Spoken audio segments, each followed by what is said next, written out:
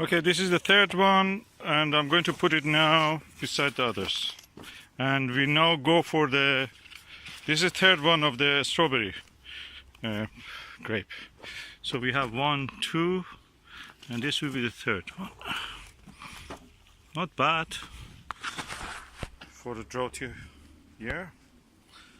And now I'm going for the harvest of the other ones. We have also red one here, which you need to harvest, but they are not a strawberry grape, they are something else. We bought this from the Wilkinson, the tree actually. Must be around 6 years ago. God, I transplanted it so many times. We harvest our grapes. These 3 are strawberry grapes. These 3, this one, that one, and that one are the phonics. Let's just knock him off. Come on. Yeah. You're not coming out. Oh no. And these 2 are from this Hamburg or Stuttgart German thing from Wilkinson. We bought it. And when we got this allotment, no, that allotment. Yeah, that must be now around, God, must be around 6 years old now. We transplanted it several times. It was just a stick, and now it gave some fruit. Last year it gave, but we didn't bother to harvest it because chickens were eating the whole tree, so we had to keep it on the net. Okay, lovely grape here. This is strawberry grape sweet. The taste of the sugar of this phonics is amazing. And this is another different variety. This is yellow, red. And yet we have those Stuttgart or Hamburg or whatever it is. And I don't think we can eat all of this. I will try to beat Susan on eating the grapes before she can make anything with them. But anyway, she may make her own drink. I will have my own grape, dessert grape to eat, enjoy, and everybody will be happy. Okay, what I'm doing, I'm trying to make a grape cordial.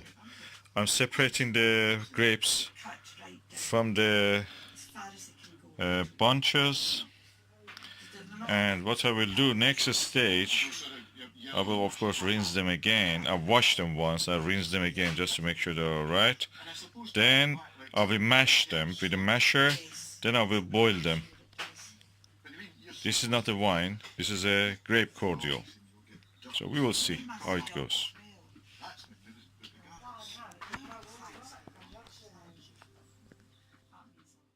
Okay, this is Sunday evening. We are trying to make a grape cordial with our grapes. So what I'm doing, individually I take these grapes, I separate the berries, put them here. I put the rest of it, the pulp and the rubbish and the wooden material here. I compost them back. With this one, I will wash them inside this colander. I will wash them. Then I will mash them. I will show stage by stage what I'm doing. So these are all the. This has been here for around now, probably 1 month. And look, they have stayed lovely. Nothing happened to them.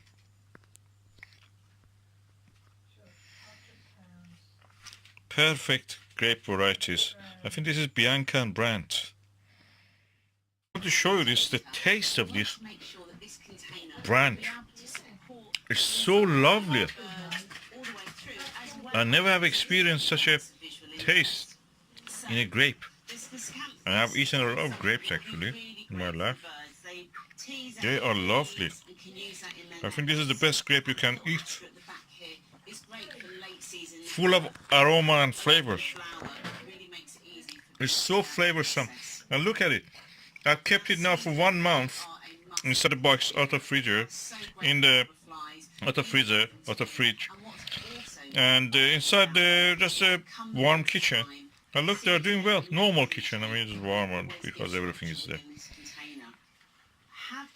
No rotting, nothing.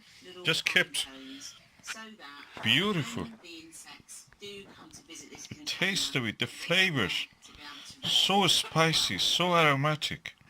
I've never tasted such a good grape, and I come from a region that grapes originally are from there. My ancestors were from there. We had eaten best grapes, and I think this is really good brand. This is a video about tasting the grape variety Brandt. It's a red black grape, and I harvested around 1 month ago. And it has kept really well. We just didn't fridge it. We didn't put it in the freezer, no bag. Just in the box, wooden boxes that they came from the allotment. We kept it like that. Let me taste them now. Oh, sweet. Aromatic. Oh, beautiful. Spicy slightly. And yet complex flavor. Oh, oh, oh. The flavor of it.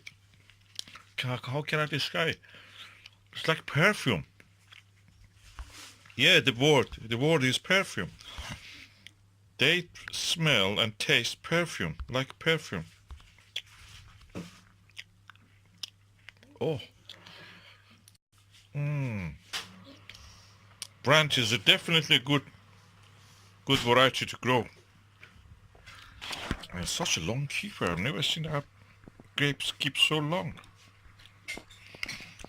I'm making cordial of them, but I'm wondering why should not keep some of them just for us? After 1 month, we have eaten a lot, yet there is some left, and I thought that they will go off if I don't make cordial with them. And now I'm wondering, should I eat them actually? Again, continue to eat. This is the best grape I've ever tasted. Oh, it's full of flavor and aroma. Perfume.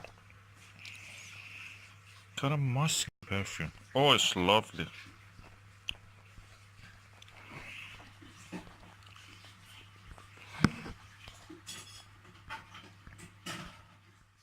Okay, this is the electric hob.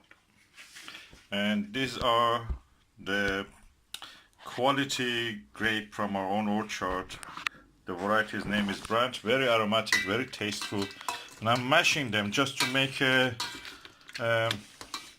cordial, grape cordial. So I will continue to do this until it's ready. Then I'll put it on the hob to reduce it, then mix it with a bit sugar.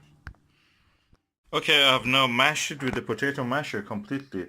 The thing is that because I'm not going to put it on the hob, what will happen is that any enzyme or any yeast inside this will be killed practically. You cannot use this directly anymore. If I leave it like that without a heat and ferment it somewhere, it will ferment, produce first the alcohol, then the alcohol changes to vinegar.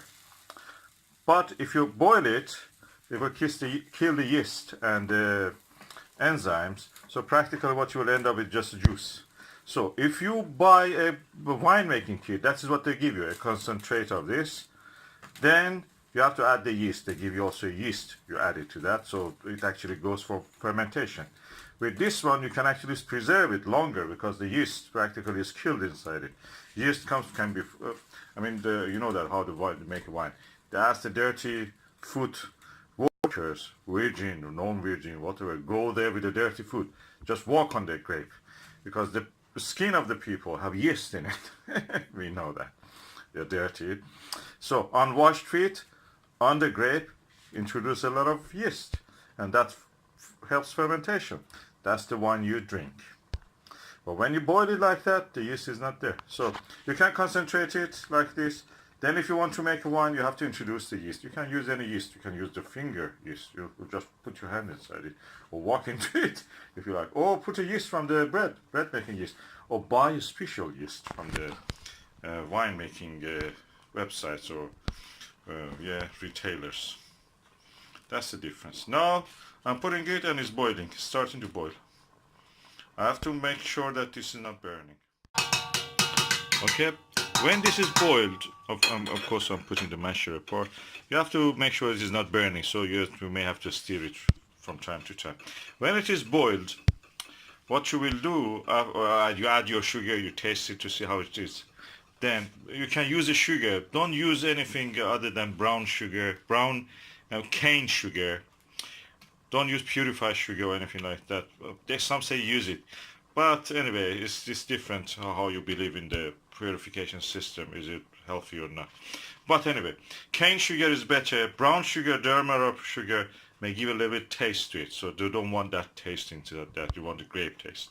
Of course, it depends on your taste. And cane sugar, fine, will be all right. I have something I'll show you. Okay, this is the kind of sugar I'm using. Golden Castor, natural unrefined cane sugar. So it's a slightly yellowish brown, slightly. It's not pure white. I don't know in the light you can see. It's a slightly yellow brown or kind of orange color. Yeah.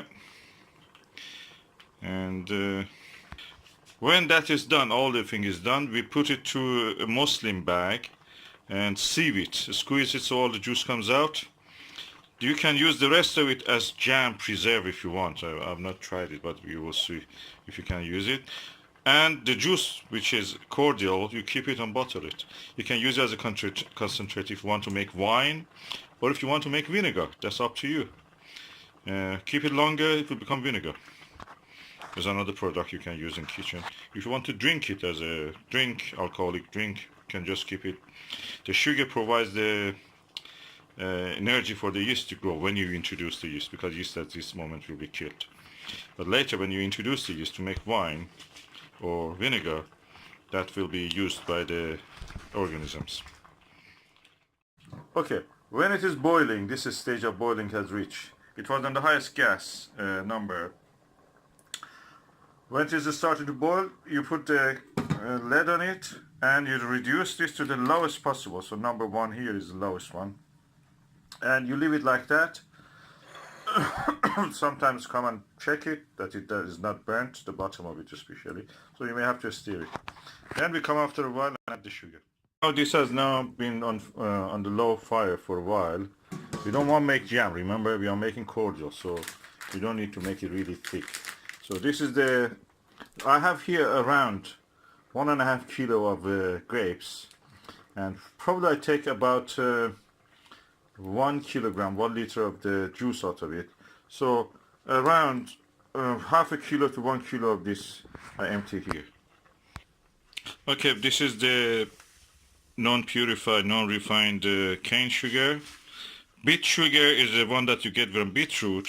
Cane sugar is the one sugar that you get from cane. That's the difference I'm trying to. Okay, this was 1 kilogram. So I'm putting around more than a half a kilo, something between 1 kilogram and half a kilogram of it. So anything approximate.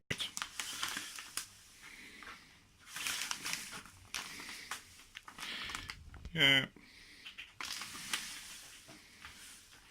I think this is around, 800 grams of the sugar. And I will mix it with this properly.